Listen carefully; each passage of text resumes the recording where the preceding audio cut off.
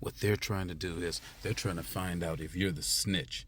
They're trying to find out if you're going to tell all that you see and hear. See, when you come on a job, people don't know how to read you. They want to figure out, where do you fit into the group. Sometimes they want to know if you're the goody two shoe, or if you just like tell all your business. They might want to see if you'll tell their business, or if you'll tell somebody else's business. They want to see if you fit in the clique. So a lot of times, like, I remember me coming to a lot of jobs. Me personally, I don't fit into a lot of cliques. I get along with people, but I just don't fit into the clique. I'm just like more neutral.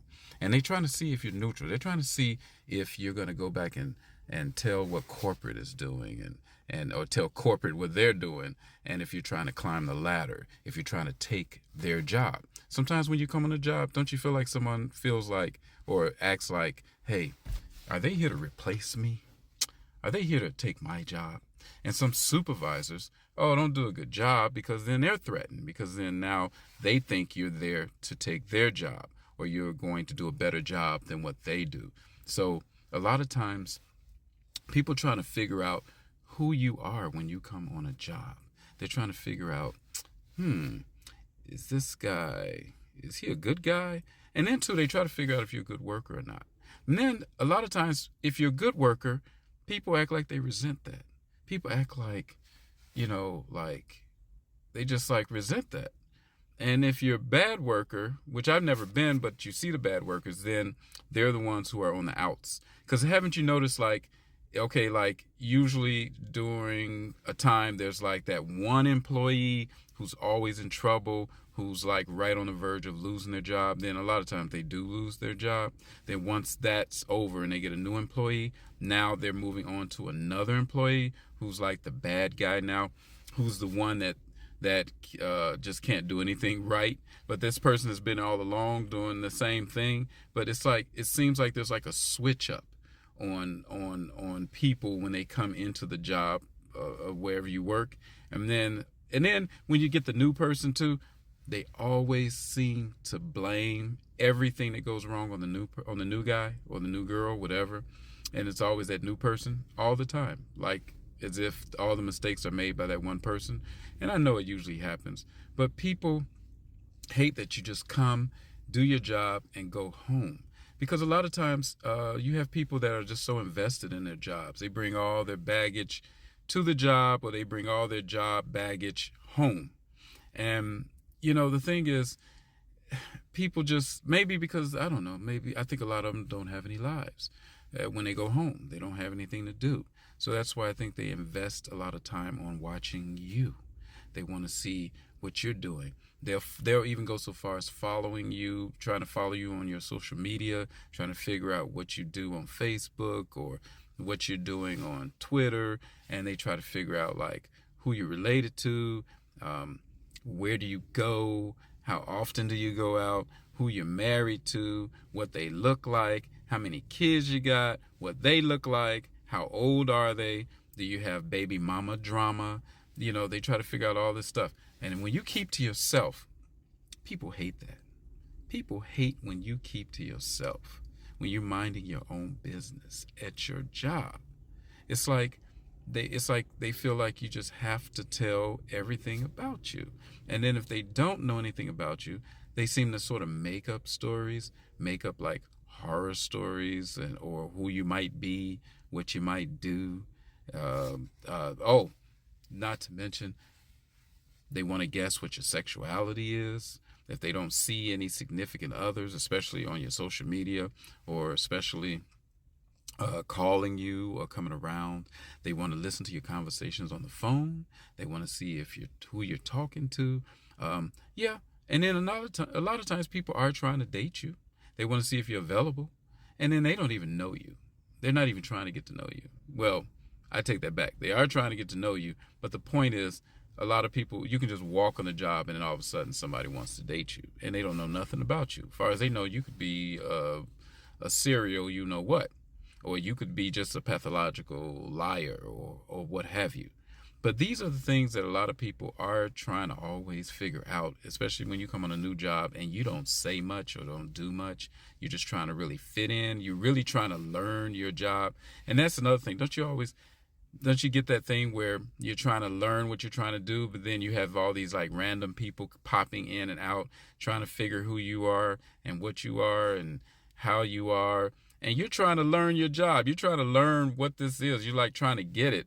And then all of a sudden, people are just like disturbing you and like kind of distracting you from that, So it's like, come on, and then don't befriend someone. If you be friends with someone, now they're assuming that you like them, or not friending, not that person, but other people. If they see you and another person getting along, a lot of times they'll go like after the fact to me like, so how is he?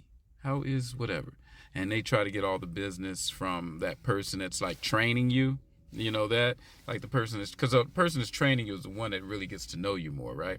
So they always try to get that person that's training you, get the info from them, or try to figure it out. And then if they see you and the person that's training you get along, and it's been a while, they often kind of might even assume, oh, they're hooking up.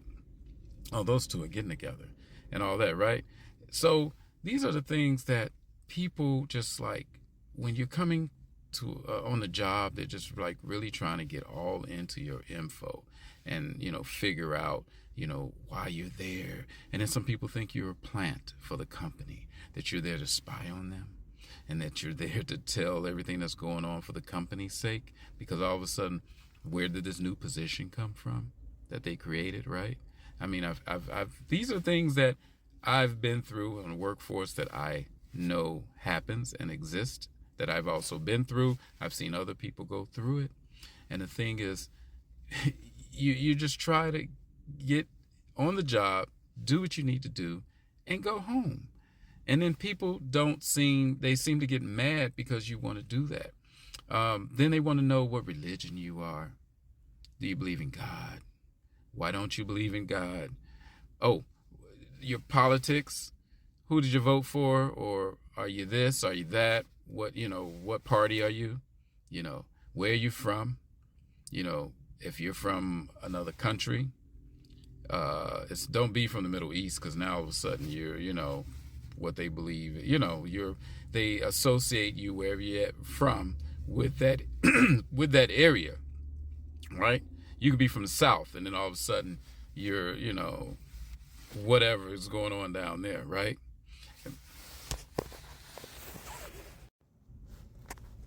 People just don't have no chill when it comes to your business. And then, like I said, they just get mad because they don't know your business.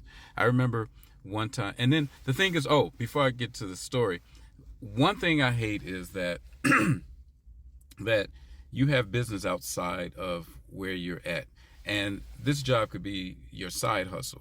And everyone on that side hustle wants to get to know you, and they act like you're going to retire and be there for 20 years. And little do they know, you really don't want to be there. That's your side hustle, or that's just your extra income. But because you're there, they're like, okay, this person's going to be here 10, 15 years.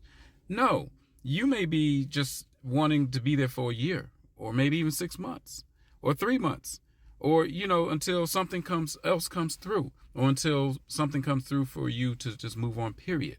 But they act like you're going to be there forever. And then so I remember being on this one job, and it was for a hotel. And I remember I had took a leave of, I had been there already for maybe about 4 months, maybe 3 or 4 months, or maybe longer. And I was doing a really good job. They liked me. They wanted to promote me. But I didn't know this at the time. They wanted to promote me. So then I had to take a leave of absence because I had another side hustle that I had to go out of town for and do something for. And then it took about a month. So a month later, I came back. And when I came back, the management was upset because I took the leave of absence. And then there were some coworkers who was kind of resenting the fact that I did take that time off. Now, some of the management, instead of promoting me, see, what they could have done was they could have waited till I got back to promote me, but they didn't. So they were like, well, let's give it to somebody else because we don't know what's going on with him. And they just purposely, wanted to do the promotion on someone else because I wasn't there. So they did that. That was fine. I had no problem with it. And then so I remember the person they promoted was making a big issue out of it, like, yeah, had you not taken that, they were going to promote you and all that, because they resented the fact that I had that freedom and that I come to work and I don't socialize and I don't get into the cliques and into everyone's business or tell mine. So I'm that person that's on the outs, but I'm a good worker. So when I get back, I remember, little did they know, when I came back, I was just biding my time, and I was going to leave there in about a month after saving some money and leaving there and go to what I really wanted to do. Then I remember they were throwing it in my face about the promotion when I got back. Management was throwing it in my face as, oh, well, you should have never left. We would have promoted you. They didn't say it like that, but that's what they were insinuating. Then my coworkers, who resented the fact that I had the freedom that I had and didn't care about what they were doing, oh, wow, you should have stayed. They would have promoted you, but luckily, I guess you didn't leave, and now I got promoted and da-da-da, right? So then little did they know, it was so funny. I knew when I was going to quit the job. So what I ended up doing was I ended up just writing a resignation letter. And you got to remember, this was back in the 90s. And it was like 92, 91, 93, somewhere up in there. And so I wrote a letter of resignation and then gave it to my manager. And it was like two managers. It was like a regular manager and a manager assistant. And by the way, while I was working there, little did they know that I knew that they were messing around. But I never said anything. It was none of my business. I didn't care. It was like, okay. But I think both were married. I know for sure the male manager was married. The female, I'm not so sure. I don't think she was. But the thing was, they were messing around. And everyone knew it. And I didn't care. And then the female assistant, she was the assistant manager. She had the nerve to actually say, when I gave her my letter of resignation, and she was mad because she didn't see it coming. I was giving my 2-week notice. And then she was like, well, you could have, might as well have just written this. You might have written this on toilet paper or something like that. She actually said that. Yes, she said that. And I said, well, you're lucky I gave you a letter of resignation, period. That I gave you a 2 weeks notice, period. But I didn't say it like harsh like that, but I did say that. You're lucky I gave you. And she goes, oh, no, I'm sorry, I didn't mean anything. No, you're right. No, you're right. Thank you. We thank you for doing it. I'm like, really? Because you mad? Because I'm moving on?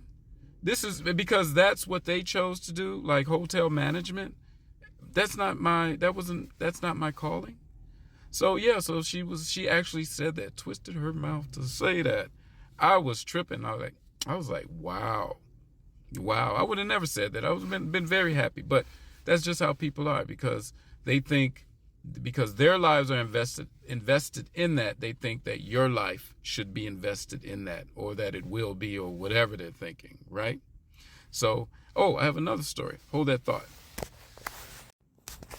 So, my next story involved a management who, she was just mad because she didn't know me, or at least she tried to get to know me, but I wasn't like telling any of my business like she wanted me to.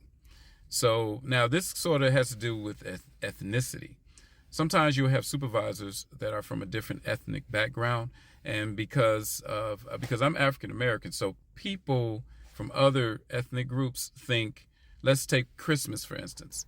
A lot of people from other ethnic groups may enjoy Christmas or celebrate Christmas more or to the fullest than some other ethnic groups. So this particular boss thought that, in her mind, she feels that African Americans don't celebrate Christmas as much as their ethnicity. So I remember one time, She was like, the one time your bosses even will do this because they judge you. To me, they judge you, and they try to figure you out, and then they try to schedule you and try to plan things according to what they know about each employee, and who they feel will benefit more from whatever the plans are. So I had this one supervisor who was like, okay, we had a new person, a new guy. He was a totally new guy, and he was a young guy. And what she did was, there was Christmas coming up, and she was doing the schedule for all the holidays. And so Christmas was supposed to have been a holiday that I was supposed to be off, because I've been there for years. So this particular year, I was going to be off on Christmas, and I wanted my Christmas off, right? So because the new guy was the same ethnicity that she was, she feels that they celebrate Christmas more than we do here in America, or African Americans specifically. So when she did the schedule, I looked at the schedule and noticed that she gave this new guy Christmas off and had me scheduled to work. And so I was like, that's a mistake. So I went to her and I'm like, yeah, you gave the new guy Christmas, and that's my holiday, and he should be working and I should be off. Oh, well, I mean, he would utilize it more than you would, and da da da. I was like, wait. And I told her this. I said, wait, stop. I said, it doesn't matter how I utilize my Christmas. If I want to sleep all day at home on Christmas, that's how I will utilize it, and I will utilize it more than anybody else would, because that's how I want to utilize it, and that's as far as I would want to utilize it if that's what I choose to do. No one is to tell me who or how much I would utilize any of my time off, or if I would not utilize it at all. If it's my turn to have that time off, I should have that time off, no matter how I utilize it, how high, low, far, whatever, how I utilize it. I was like, that's wrong. No, I had to check her on that. I really did. I couldn't let her get away with that one. I had to check her on that.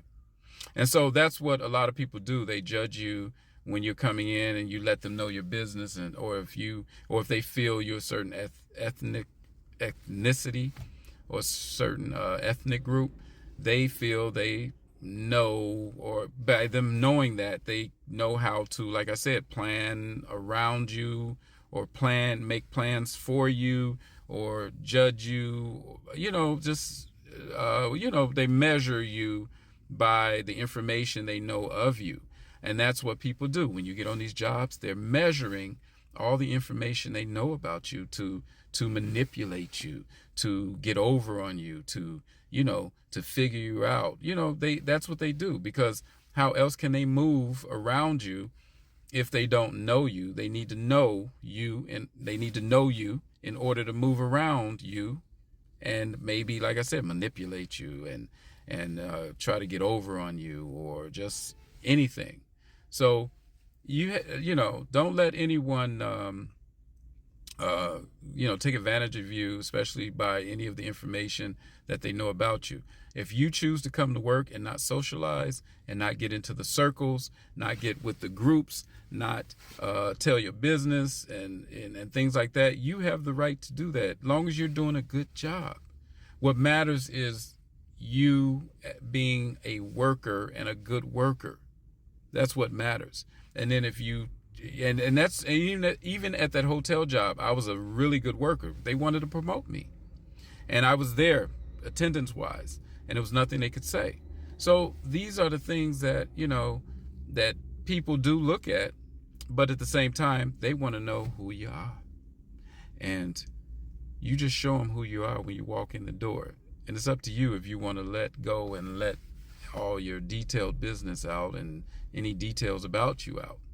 It's up to you, not up to them. So always remember that.